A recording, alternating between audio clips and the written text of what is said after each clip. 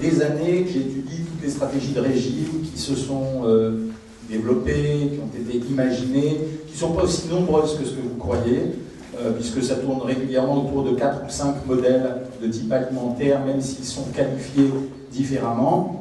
La conclusion d'un certain nombre d'experts, dont moi-même aujourd'hui, et après des tas d'expérimentations, c'est de dire que les deux critères de réussite d'un régime, c'est 1, l'adhésion au régime, et 2, l'accompagnement. 1, l'adhésion au régime, ça signifie que vous le savez très bien, quelle que soit votre situation personnelle ou les gens qui sont autour de vous, ceux qui ont réussi le régime sont des gens qui ont cru dans le régime qu'ils faisaient, ils ont décidé d'adopter cette stratégie, et la plupart du temps, à peu près tous les régimes font maigrir.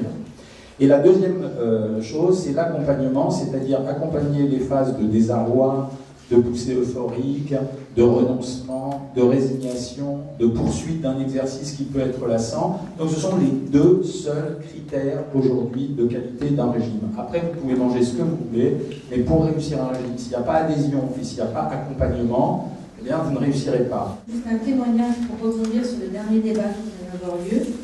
Ma première peur était, face à cet outil Internet, de me retrouver dans une virtualité qui ferait rejaillir encore plus de solitude.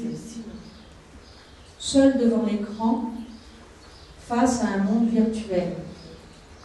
Je suis entrée dans un forum avec des amis virtuels.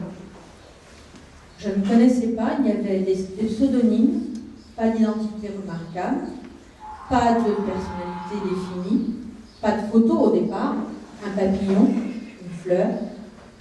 Progressivement, les photos sont apparues en toutes petites vignettes, ne permettant pas d'identifier vraiment de façon précise.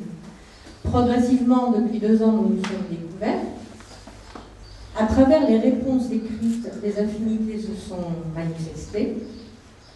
On a commencé à parler d'amitié. Ça me semblait complètement fou d'être dans un domaine émotionnel amical, dans une virtualité. Et puis, il y a eu un désir de plus, de rapprochement, de rencontre.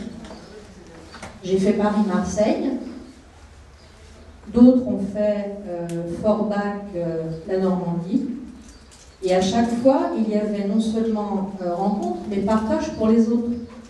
C'est-à-dire cohésion du groupe, rencontre de 2 ou 3, mais sans le sentiment d'exclusion des autres, puisque partage de l'expérience vécue. Et là, le côté amitié ne devenait plus virtuel, mais prenait de plus en plus consistance.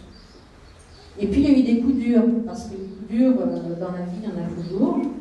Et là, il y a eu réellement des manifestations de soutien, alors que nous sommes toutes différentes.